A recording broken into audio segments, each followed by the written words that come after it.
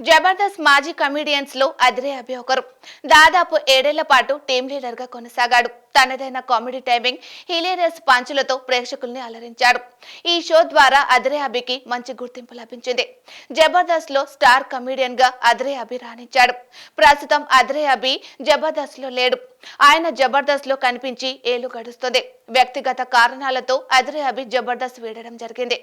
అయితే హైపర్ ఆదితో విభేదాలు రావడం వల్లే అభి జబర్దస్త్ మానేశాడు అంటూ అప్పట్లో రూమర్స్ వినిపించాయి.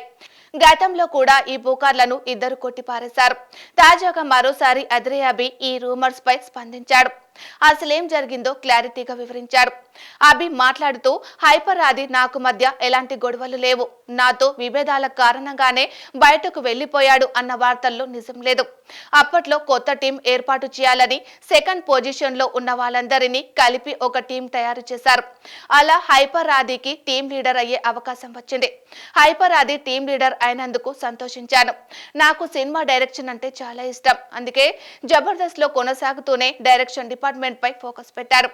ఇప్పుడు కూడా దర్శకుడిగా సక్సెస్ కావాలని ప్రయత్నాలు కొనసాగిస్తున్నాను అంటూ చెప్పుకొచ్చాడు. కాగా హైపర్ ఆదిని జబర్దస్త్ కి పరిచయం చేసింది అద్రే అభినే. అందుకే హైపర్ ఆదికి అద్రే అభి గురువు లాంటి వాడు. అద్రే అభి టీంలో కమెడియన్ గా చేస్తూ ఆది టీం లీడర్ గా ఎదిగాడు. తక్కువ సమయంలోనే స్టార్ కమెడియన్ హోదాని దక్కించుకున్నాడు. ప్రస్తుతం హైపర్ ఆది అటు సినిమాలు, మరోవైపు షోలు చేస్తూ బిజీగా మారిపోయాడు.